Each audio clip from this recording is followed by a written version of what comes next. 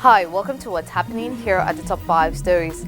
At number 1, days after the Supreme Court's judgment ruled on the use of old 1,000 naira and 500 naira notes as legal tender till December 31st, 2023, the Central Bank of Nigeria Governor Godwin Emefiele on Monday officially ordered commercial banks to comply with the court's verdict. Emefiele said the decision followed a meeting with Bankers Committee that held on Sunday. Meanwhile, the presidency has clarified that President Muhammadu Buhari did not direct the Attorney General of the Federation, Abubakar Malami, and Governor of the Central Bank of Nigeria, Godwin Emefiele, not to obey the Apex Court's ruling on naira redesign policy.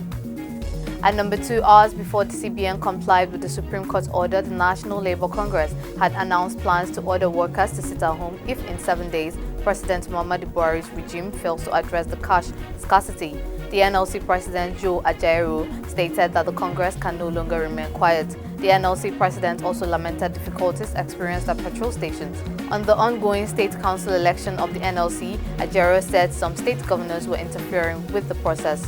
At number 3, as Nigerians continue to lament about failed bank networks leading to failed payments amidst the cash crunch in February, this caused a 4.83% decrease in the value of cashless transactions to 37.67 trillion naira from 39.58 trillion naira that was recorded in January 2023. This came as the usage of e-payment gateways recorded 41.29% month-on-month increase according to new data from Nigeria Interbank Settlement System.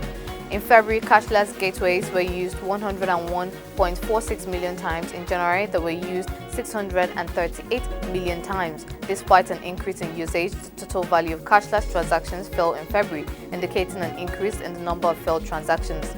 At number 4, the Nigerian Army has dismissed the reports that some of its senior officers were partisan during the February 25th presidential and National Assembly polls. A media reports claim that the governor of the Central Bank of Nigeria, Godwin Emefiele, conspired with a military general who ordered the deployment of troops to some locations in Lagos State for the election to be rigged in favor of the Labour Party. But on Monday, the Director of Army Public Relations, Brigadier General Onyema Nwachukwu, said some interest groups that the service prevented from influencing the election through violence were behind the report. He said while these unconscionable acts are inexplicable, the motivations behind them are not far-fetched. At number 5, the Benue State government has frowned on allegations of mismanagement and diversion of relief materials meant for internally displaced persons in the state. Executive Secretary, State Emergency Management Agency, Dr. Emmanuel Shio, decried the allegation made by the governorship candidate of the All Progressive Congress, Reverend Father Yasin Aliyah, describing it as false and unsubstantiated. Shio challenged Father Aliyah to show proof of mismanagement of funds, regretting that a man of God will play politics with lives and engage in mudslinging. That's all for now. See you next time on What's Happening.